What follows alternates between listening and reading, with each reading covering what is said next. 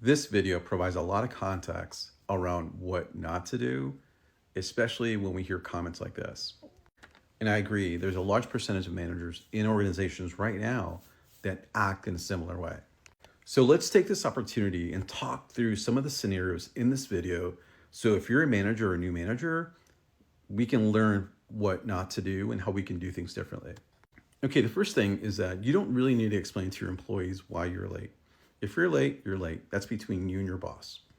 As long as you're abiding by policy, that's between you and boss. But even then, there's no reason why you need to vocalize like this is a reason I'm late. And what you'll notice, especially in that video, is that you're going to lose respect. And when you lose respect, they're not going to trust you. So whenever you're trying to do something for the organization or for your team, that is an uphill battle because you've already lost trust and they don't believe you. The second thing, if you're committed on training someone for a specific day and whatever is happening in that day, you've got to stick to the commitment. And the reason is because the employee will definitely, especially if it's a new employee, that is the impression that you're giving employees about how important they are despite what's happening and the things around you. These are the moments where you build culture because you're making people a priority. Now let's talk about the fries. I've always talked about how you set expectations and you follow up. I'm sure that this manager set some kind of expectations and he is following up. There's a couple of things you want to consider when you follow up. One, are you going to coach and mentor? If it's a seasoned employee, you want to ask questions like, hey, show me the process that you did in order for you to make sure that the fries were in great condition or that were fried correctly. He or she should fill out a checklist and say, boss, this is what I follow. This is the procedure. Okay, good. Let's check them out now. They seem to be overcooked. What is it that you missed? Let's go through the checklist and see if you know how to do these steps. And that's a coaching and mentoring opportunity. And the other part also is that if you go through and do the same thing and say, hey, these fries are great, or this thing that you're doing is awesome, great job. That is always an opportunity to praise somebody on doing a really good job because they followed the process, they did what they did, and the output of quality was there. And the key things you wanna connect the expectations that you set early on to the outcome that they did and saying, hey, I really appreciate you taking action on the expectations that we provided or that I provided early in the week or today. And this is the outcome of why it matters. And guess what? The customer is going to be ecstatic because you took the time to make sure that this was done correctly. So in those moments, you're tying the expectation that you provided, the action that the employee took, the outcome, which is awesome, and who benefits? The customer. So it paints a bigger picture outside of just the work. The last thing, if you're calling out an employee for attendance, do it in private.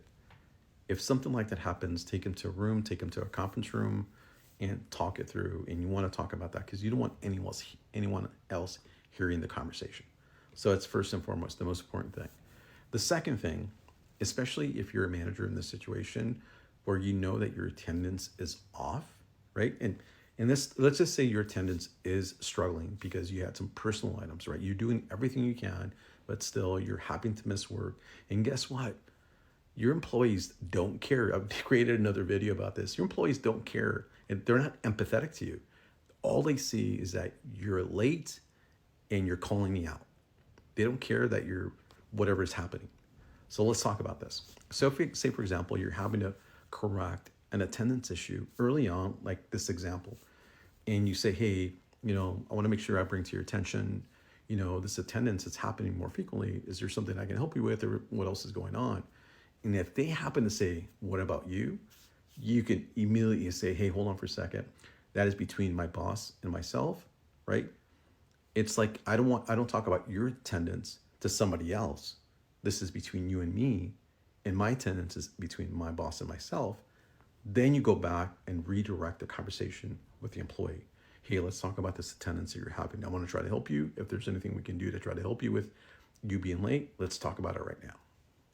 The key thing is you don't want to get into this battle or conversation with an employee about your attendance specifically, if you happen to have that, because it is a rabbit hole that you do not want to go into. You just cut it off and say, hey, this is between myself and my boss. Let's talk about you specifically. Because again, this is a really, really tough conversation for a lot of people because one, you feel that, yeah, you're right. You're not setting the right example, but guess what? The show must go on. You still have to be that leader and that manager to keep things moving. And that is a really, really tough scenario or tough situation as a leader because leadership doesn't go away. You've got to step in and do what you need to do to lead the group despite of what's going on or the perception that people are having about you. You still got to do what you got to do as long as you have good intent and you're doing all the different things that are necessary to keep the ball moving. Because again, back to my last video, the employees don't care about you as a manager. They're not empathetic. All employees want is you to be fair and give them opportunities and be a good leader and manager. And of course, because they want opportunities, they want pay, they want all these different things. But if you act in this way, it doesn't help you, it doesn't help an employee, and especially doesn't help the organization and the customer. So if you have any questions about what I just said, please like, follow, share, and save this video, but also place them in the comments.